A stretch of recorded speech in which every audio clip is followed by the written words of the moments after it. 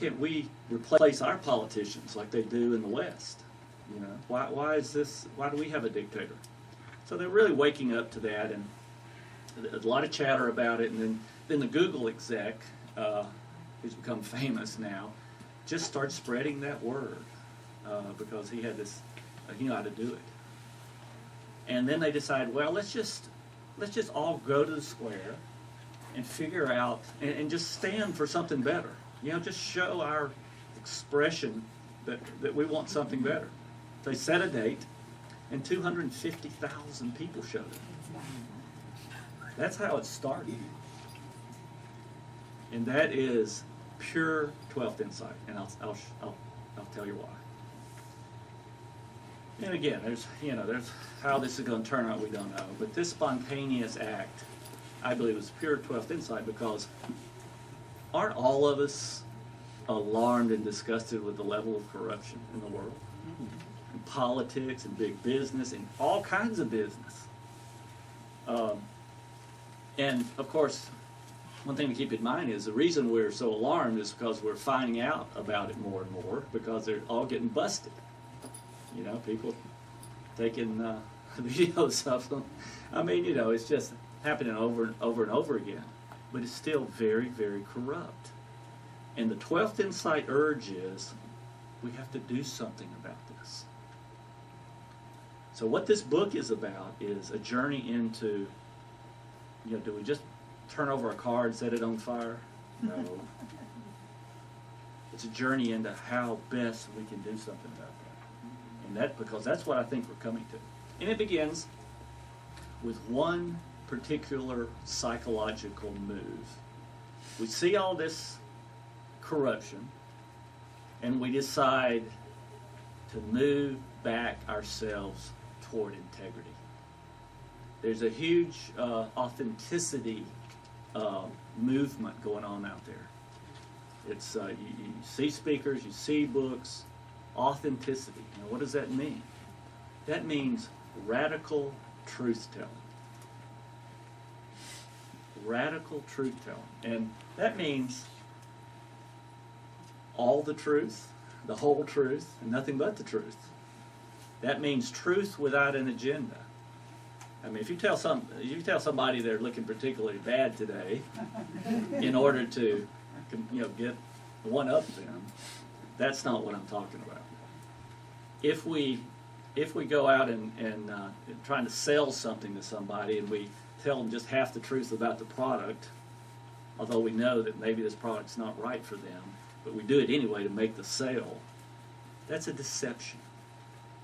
That's a really big lie. And anything we do to be self-serving with the truth, even though we rationalize it, well, you know, white lie's not so bad, I don't have to reveal this. And I think you know that it is very insidious. You know, I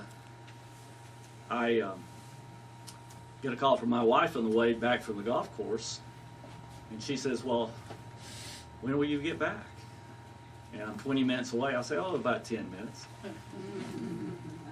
Total lie. A total lie. And let me tell you why it's important. Because this is the first move back to honor, having a life with honor. And what happens when you center into a life where you're going to tell the truth? And remember, we've been through all the workshops, right? The shadow stuff and figuring out what you do, you know, what we do that's self-destructive, or, you know, all the stuff that we have to admit about ourselves. It starts there. You know, just, you got to be able to say it to yourself first. You know, these are my addictions, and this is how, you know, anything you might say. Anything you know but don't want anybody else to know. And that's a key to this. It is radical truth-telling to yourself and to others about what? About what you think. What your truth is. What you think about things. What you think about your own life. That's what you know most about. Well, here's what, you know, my soul wants to do. Or here's what, you know, something I've dreamed of doing but I don't tell anybody. start to say it and talk about it to your friends. Now, we already do that, right? This is just a matter of intensifying that so that what happens is you move from small talk to large talk. Now, what do you get? What you get is clarity. So the 12th insight, because I can't even keep up with them myself. The 12th insight is about clarity. That's how it's different. In a world gone mad and confusing, it's reaching clarity. Now, how do we do that? We start to tell the truth, and when you start to tell the truth, it's the old Bible verse. Every major religion, though, has something like this, a version of this. It is, if you are honorable over little, you are given much. So what happens is we get to center in a kind of clarity of mind because we're telling the truth. And that's just the beginning of being given much. The rest of what we get, and remember I'm talking about living a deeper spiritual consciousness here, that in the end is the best possible life we can have. And I'm excited. I can't tell you how excited I am, because I think it's epoch making. It's like, no longer can somebody say, "Oh, I'm agnostic." There is no answer to what is the meaning of life. Well, what we're discovering is the answer. I mean, what you're discovering, what the whole human race is beginning to discover, is the answer.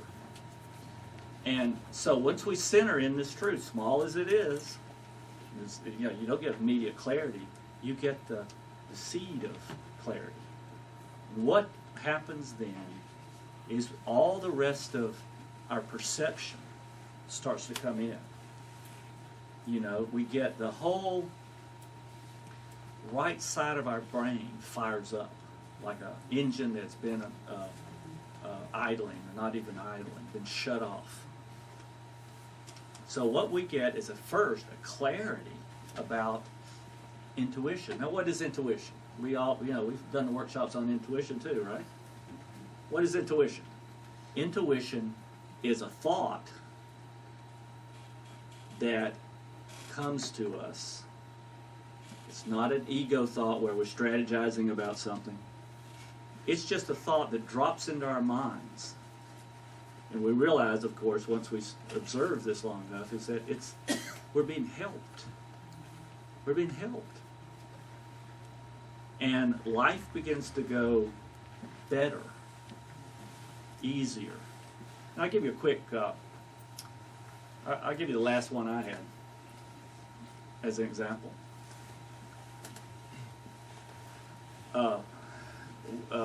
We have a place in Alabama that's way out in the forest. I mean, it is, our nearest neighbor's a mile away. That's how much forest. Yeah, you have to camp out in this park somewhere, right? State park. But you can still do that in Alabama. Even people that are at the poverty line have 4 acres in Alabama. That's true. That's absolutely true. So, but don't tell anybody.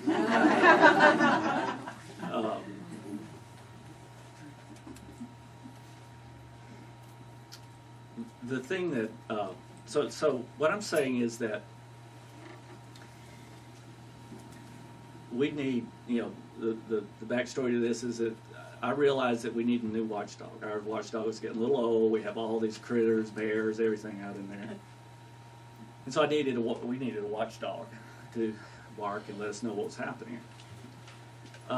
So usually what we would do in that situation, we get rescue dogs. We call all the rescue agencies and we say, "What you got?" They tell us, and sometimes we go visit, and then we go to the next one and the next one. And sometimes we get a dog, and sometimes they don't work out. And you have to find a home for that one and go get it. Well, this time I woke up one morning and I was thinking, we've got to get a new watchdog. No, we have to. But as I got into the day, I realized I had an appointment, didn't think about it again. Took off for the appointment finally, got out on the main road and was thinking only of the meeting I had to go to. And all of a sudden, I got a little image in my head of going by the pet shop. This was a little pet shop nearby that sometimes had rescue dogs. And so I went through all the things that you say to yourself. I don't have time. This is, they're probably not going to have a dog anyway. All the things you say. But then I asked myself a question which I think we're all learning to ask. And that is, why did I think that now? And as soon as I did that, I said, I'm going to be late, but I'm going to swing by there. So went in, and the rest of the story. Looked to the right. There was this beautiful little lab mix. Met eyes with her. That afternoon, she was our dog Ginger at the house. Now, I could have gone through all my list. Maybe I would have found Ginger. Or I could have used the help that came to me.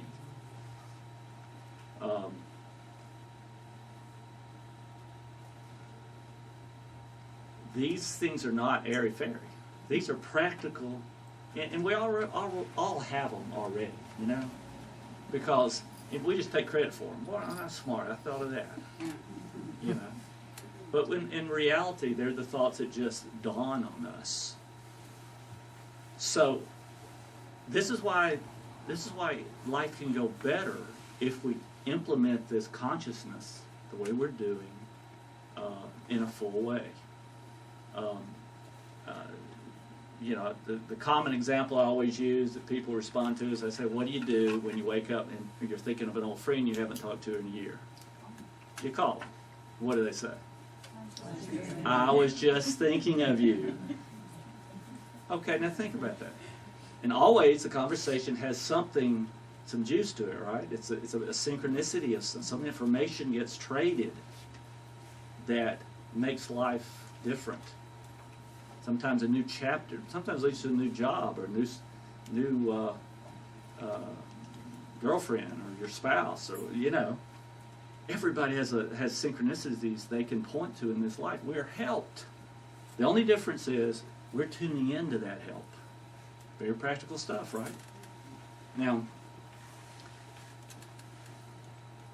I'm not going to go too far into this book because I just took you into the first juice of it. But what it is each of these steps builds upon themselves. We're learning to tell the truth, and we think it doesn't matter because nobody else will go. I'll be the only one. You think, but you do it anyway for the personal payoff, and as we'll see, the effect it has on the world. Now, I'll give you one more of these little things. You tell the truth. You learn how to tell it even to skeptics. How many people have a skeptic in their lives? See, the thing about the truth, though, that we have to realize is that truth has no agenda. And a lot of people are saying that all over the place right now. The truth has no agenda. If it has an agenda, it's not the truth. It's a maneuver. It's a persuasive comment.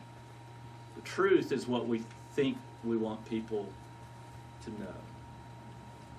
A little intuition comes about what to say to these strangers we meet on the elevator, sitting beside us on the plane. Now, this is very important because the first you tell the truth, then you start to be able to, it gets easier and easier to say. It's much better than having to remember the distortions you told. Plus the population's aging now, so we can't remember the distortions anymore. And the fact is, now, with this consciousness coming in, it doesn't do any good to lie. You know why? Because people know you're lying anyway. They just get this feeling, I don't know, that person can't be trusted. But, somewhat in doubt, so. But sooner or later, lies will be obsolete because people know immediately. But here's where we're coming to. With this return to authenticity and integrity, we're essentially realizing that it's a key that turns on the answer to the 11th insight. How to manifest our soul's dream. How to do something that could really inspire us in the world. By figuring out karma. Now, all the polls say that everybody believes in karma. Practically, it's 90-something percentile. If you say, do you believe karma is real? The answer to that, by the huge majority, is yes. What goes around comes around. Everybody has seen it happen to others and themselves. But we're figuring out how karma works. And the great switch that gets karma working on our side for a change is moving to truth-telling. And truth-telling, the next step, the payoff, is truth-telling in the other person's best interest. In other words, trying to be helpful. You get an intuition. Well, I haven't told anybody this, but I've been thinking about going into education or starting a private school. But for some reason, I want to tell this total stranger that. And you tell her. And she goes, no kidding, I just last night was thinking about doing that very thing. That's the way deep conversations go that are synchronistic. When you're in truth and you're trying to be helpful to people. And what does it do? It turns karma around. Here's how it works. If you tell the truth, trying to be helpful to people, the universe is built into the design of the universe. It's the divine design, but this is how it works. The universe responds to you by bringing into your life people who are doing exactly the same thing. That's why we all turn in money that we find on the street, right? Because if we lose our money, that's what we want to happen with us. It's that. Except now we're realizing that if you're solidly truthful, trying to be of help, then what happens is the universe brings you people who act that same way. They tell you truths, and they're trying to be in a helpful way. In fact, they can open these doors of synchronicity. These things you needed to know. Suddenly people come into your life that are there just at the right moment, to help you understand something, to broaden your horizon, to give you a fuller sense of who you are and what you want to do. Now, what if you continue or decide it's better to be deceptive? So you don't tell people all the truth when you're trying to sell them something, and you shade the truth to make yourself look better, or any of the agendas we have with what we say to other people. What occurs is that we draw into our lives people that act exactly the same way. That's how it works. It's very simple. Who you are and how you live comes back to you, not as punishment, but as a reflection so you can see how much damage it does to shade the truth to somebody. Because it confuses them. They go around in circles, you mislead them, they waste a lot of time. And that's what happens to us when we do it. We all of a sudden have all these people distorting. Now, is every case of somebody doing something to us because we're having bad karma? No. There are going to be times when things happen just because the state of the world is imperfect so far. So that's all we have to do is soul search a little bit when things happen. We just soul search. Now, is that a reflection of something I do? But anyway, we're understanding this for the first time. And more people are buying into the life of integrity and honor and truthfulness opens up the universe for our dreams. It's, every culture, every language, and every religion has a version of the truth shall set you free. For a reason. Because it does. So, anyway, if you think I'm excited now, you just should wait, because I get every city I get to, I get more excited. Because what I hear in book signings is I hear, I was just thinking about that, and Brent and I were talking about that, and we're coming back to an authentic life is where is empowering. takes some soul reflection, as you imagine. I've tried to get all that reflection in a novel so you can go on the journey. But it's not just me. You're going to start to see 12th Insight books of all kinds reflecting this new consciousness out there. And the biggest part is the authenticity movement because it's empowering and it makes the world more miraculous. And you know, it's always a deliberation with yourself. I'll give you one more example to me. I was put in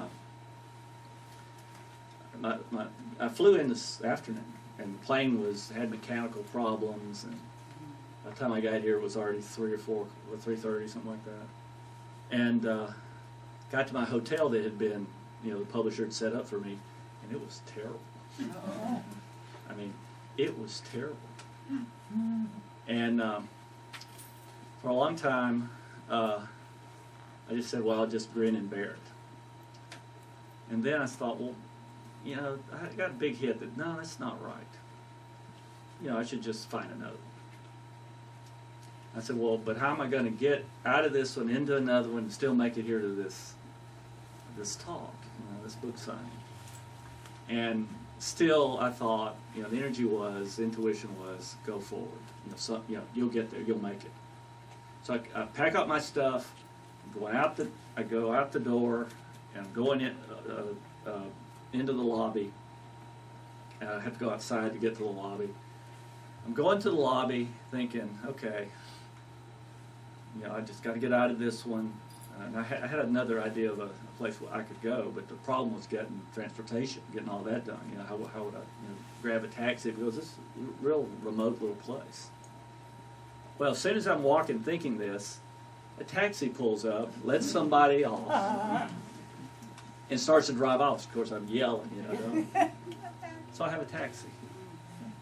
Now, I could have sat in that room worried about the fact that I couldn't possibly get into another hotel and here in time. But I didn't. You know, I went with my gut, and the world responded.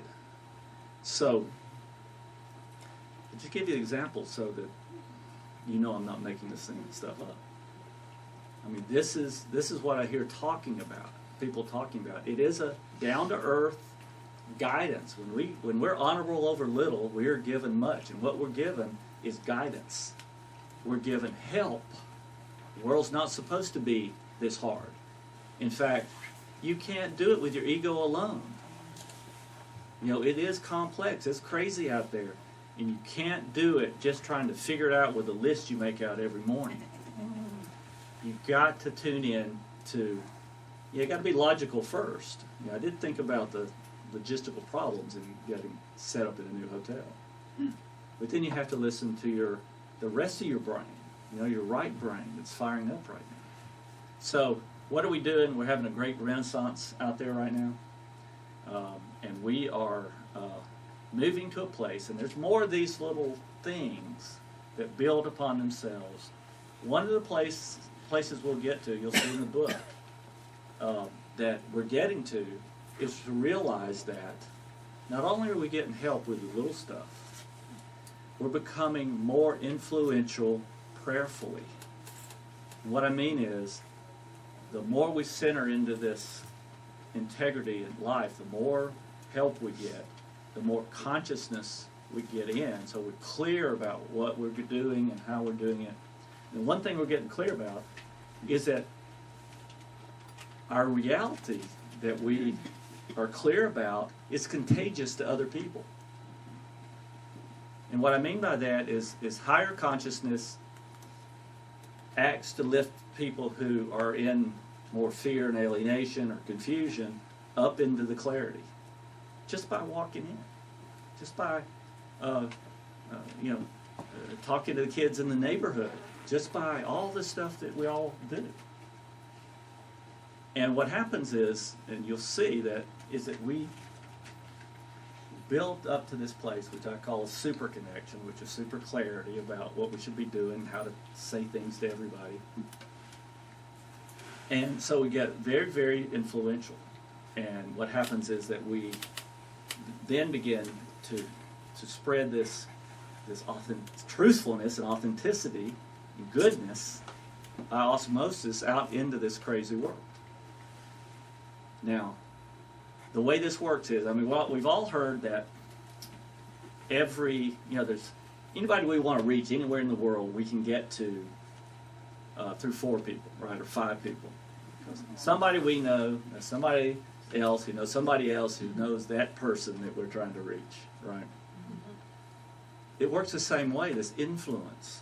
We're influential over the people that we interact with, and then it radiates out into the world.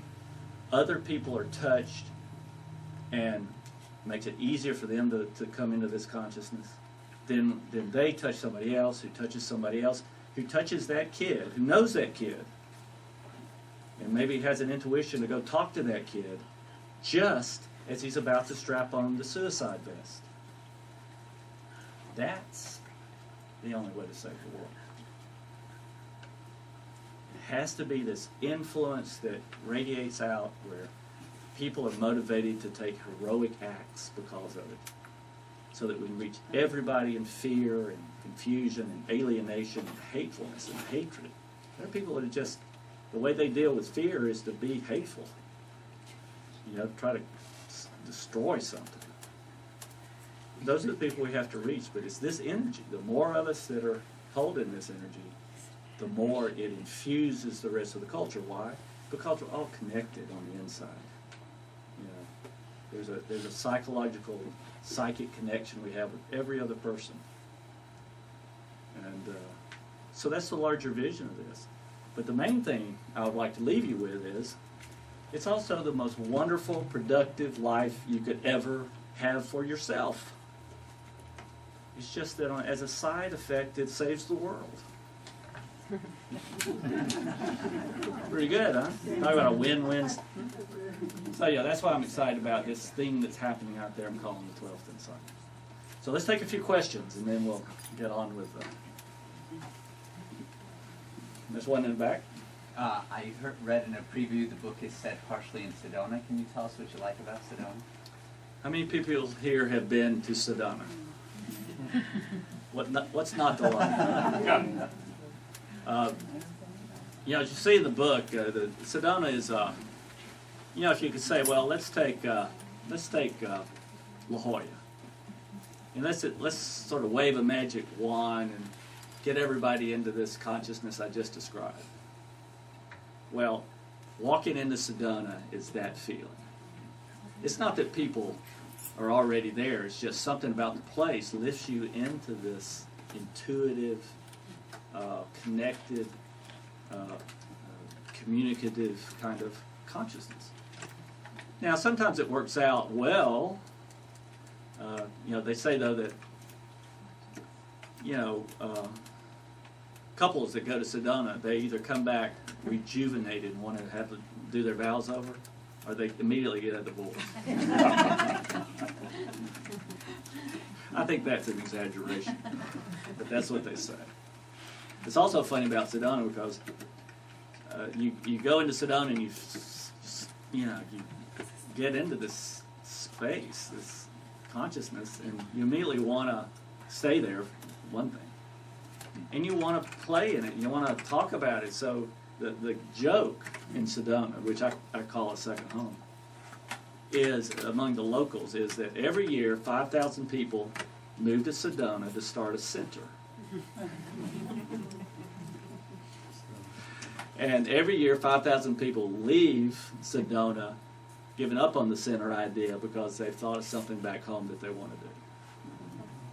So it's a place to go, get some juice, get a model in your own mind for this intuitive consciousness I'm talking about. And of course there are other places in the world like that too. It's funny because, I told you I don't take credit for the psychoactive part of these books. It's just synchronicity playing out, because this book was put to bed to the publisher 6 months ago. And the book is not just set in Sedona, it's also set in Egypt. And where people are doing pretty much what those kids were doing. So, that's all synchronicity.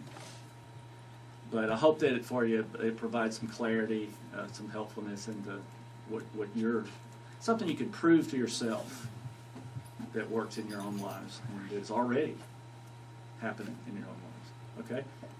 One more? What's your belief about where help is coming from?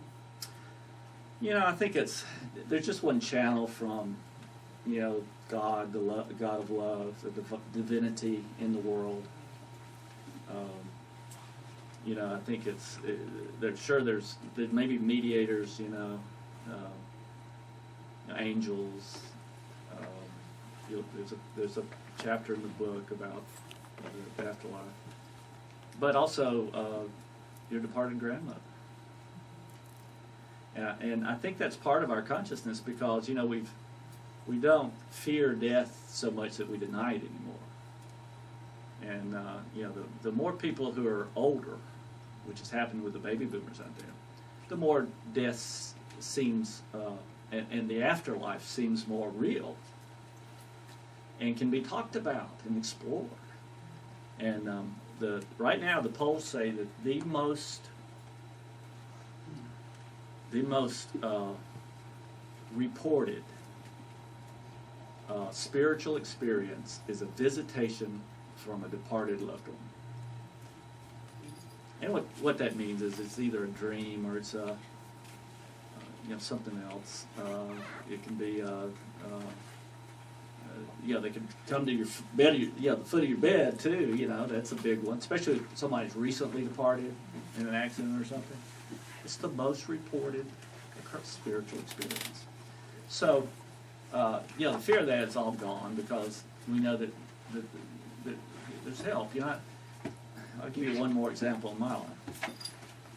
I woke up humming a hymn, a church hymn, that I had not thought about in 25 years. But it was my mother's favorite. She's departed since '88. I'm going, what is this about? I mean, I didn't even think about it. For a long time, I just thought it was an oddity that I didn't think about the fact it was one of her favorite hymns. And then when it dawned on me, then I looked up the lyrics because I couldn't remember them all. It was about, essentially it was about requesting, prayer requests about everyday stuff. And I was in the middle of figuring out, well, what am I going to come to little groups like this and say about the 12th insight? And yeah, I was making little lists and stuff again. And I think that was a message for her. To, you know, just meditate on it, James. Come on. You know, all these people wanting to help you. You know, you got this juice coming from the, you know, this divine connection that we all can have. You know, the ego just can't do it alone. I mean, if the ego could do it alone, we wouldn't be in this pickle where we got these wars over religion. We've got, you know, a bunch of nuts bankrupted the whole world's finances, you know, with a lie. Yeah, it's tough out there right now. But I think because of that, we're realizing that there's another way to live that works, which I'm calling the 12th insight. Another question or two? How would you say that communicating or writing your insights has benefited your well-being? Or would you say it has? Listen, I get to read the books first. That's a great answer. You know, I'm the first one that starts to look at my own experience to try to figure out whether something's really happening or not. So listen, I wasn't nearly this intuitive, even at the level I was at the last book. Intuitive and allowing myself to be guided. That's the thing. And if you're not in touch with these thoughts that are intuitions, and somebody says that, you go, are you crazy? What's wrong with you? That's what crazy people do. And but once you have the experience, you know, you can depend on these little intuitions to come. And it's not just about little things, it's about big things. but it works at every level. If you got a financial problem, it works at that level. If you got a lofty project, it works at that level. If you are dealing with conflicts between people, it works at that level. Whatever is up in your life, you get guided through it if you open up to that. But you have to tell the truth. You have to tell the truth to get clear enough to start to perceive these intuitions. Okay, one more, then we better get to the sign. Maybe that's it. Okay. Thank you very much for coming.